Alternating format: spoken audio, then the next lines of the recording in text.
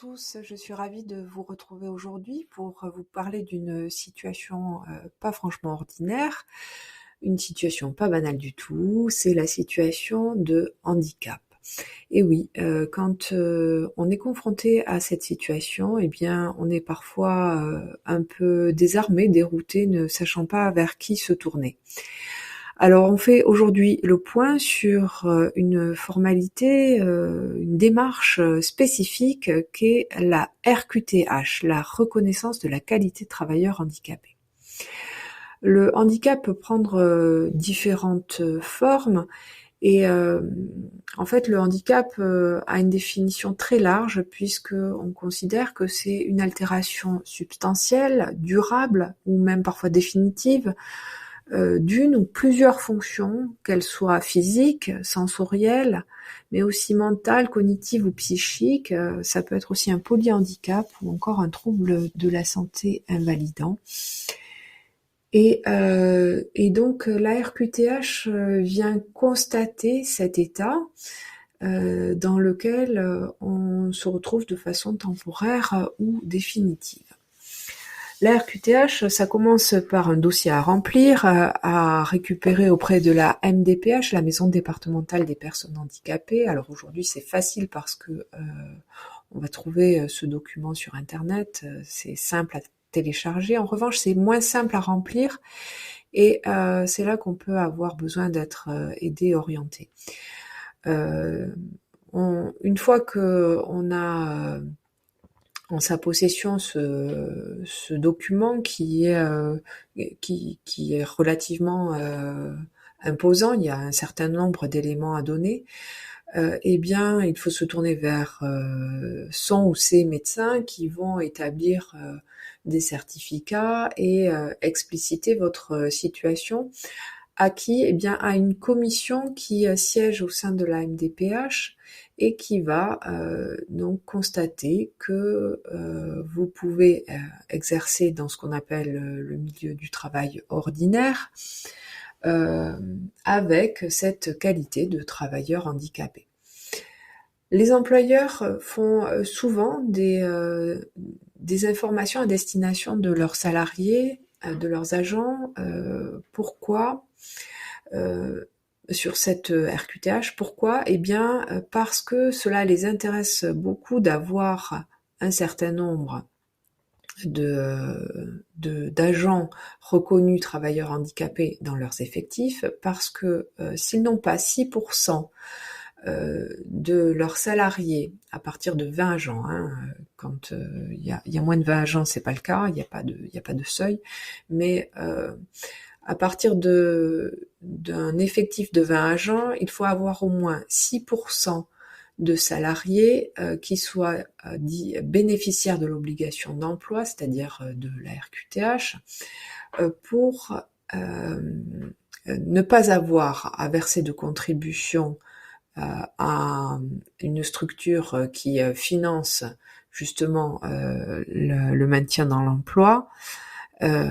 C'est le FIPHFP, le Fonds d'insertion pour les personnes handicapées dans la fonction publique. Et à l'inverse, les bons élèves, ceux qui recrutent et maintiennent dans l'emploi des personnes handicapées, vont pouvoir bénéficier de financements spécifiques, alors qu'ils aient ou pas, qu'ils aient plus ou moins de 20 personnes dans leurs effectifs. Bien entendu, les petites structures y ont droit aussi. Et donc, c'est intéressant pour l'employeur, voilà, d'abord parce qu'il ne va pas payer de contribution, et ensuite parce qu'il va même recevoir une aide financière pour acheter du matériel adapté, pour faire les adaptations nécessaires du poste aux salariés concernés, etc. Voilà pour les premiers éléments concernant cette RQTH. Maintenant, je voudrais aborder une question plus prosaïque, plus terre à terre. Concrètement, qu'est-ce qu'on fait quand on n'a pas encore la RQTH, puisque je vous l'ai dit, c'est un dossier qui prend du temps pour être examiné. Comment on fait quand on est en situation de ne pas pouvoir exercer à son poste, qu'on doit continuer à travailler, qu'on n'est pas forcément en arrêt de travail, mais que son poste nécessite une adaptation? Alors il existe un interlocuteur très important qui a de grands pouvoirs, c'est le médecin de prévention, le médecin du travail si vous préférez. Et cet interlocuteur, il est susceptible donc d'obliger l'employeur à adapter le poste par le biais donc de restrictions. Très concrètement, il établit une fiche de suivi avec des restrictions médicales, puisqu'il aura constaté que vous êtes en incapacité d'assumer tout ou partie de votre poste. Si vous n'êtes plus en capacité d'assumer la totalité de vos fonctions, eh bien à ce moment-là, l'employeur va pouvoir, le cas échéant, vous reclasser, et ce reclassement doit être demandé par l'agent lui-même, hein. Il y a une démarche personnelle proactive à faire auprès de l'employeur. Et parfois, c'est plus dramatique, l'employeur va faire expertiser l'agent concerné et par le biais du comité médical, le déclarer inapte de façon définitive à tout poste. Alors là, c'est la catastrophe, parce que on est placé à la retraite de façon prématurée pour inaptitude. Et quand on n'a pas suffisamment cotisé, eh bien la retraite elle est bien maigrichonne, parce qu'il ne faut pas rêver, ce n'est pas parce que vous êtes placé en retraite de façon prématurée que vous aurez une retraite à taux plein, bien au contraire, et malheureusement vous ne pourrez pas retravailler puisque vous êtes déclaré inapte de façon définitive à tout poste. Donc quand vous voyez que il y a une volonté manifeste de vous écarter définitivement de l'emploi par des demandes d'expertise médicale qui n'irait pas en votre faveur, eh bien n'hésitez pas à nous solliciter pour que vous puissiez être conseillé, orienté, le cas échéant même défendu. Voilà, je suis heureuse d'avoir pu vous dire un mot sur cette question qui me tient à cœur, parce qu'on est tous différents et on s'enrichit de nos différences. Donc j'étais très heureuse de partager ça avec vous. Pour la petite histoire, j'occupe un mandat dans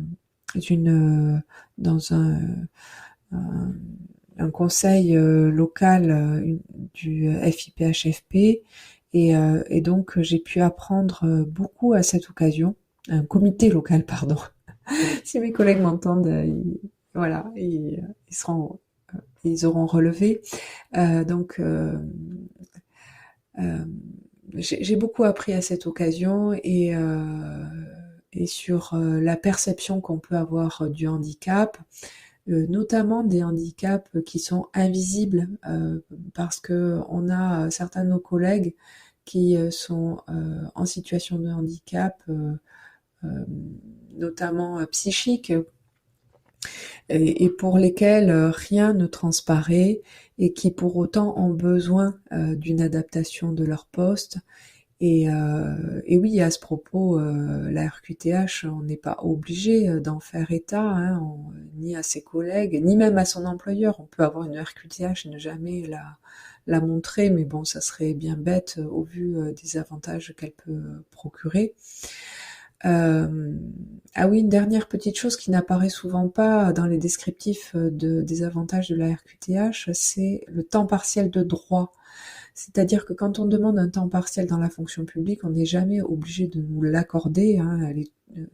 Cette demande, elle peut être, et elle l'est souvent, refusée pour nécessité de service, alors que quand on a une RQTH, on a la possibilité d'obtenir de façon de droit, hein, de façon automatique, le temps partiel dont on aurait besoin. Bien entendu, il faut pas croire au Père Noël, le temps partiel n'ouvre pas droit à une rémunération en totalité. Hein. Si vous travaillez à 60%, vous serez rémunéré à 60%. Voilà. En tout cas, je vous renouvelle toute ma satisfaction d'avoir pu faire ce sujet qui me tient à cœur, et je suis avec l'équipe du SNT. On est tous à votre disposition pour vous renseigner davantage sur les interlocuteurs que vous pourriez solliciter, vos droits et même vos devoirs. Je vous souhaite une belle journée. Au revoir.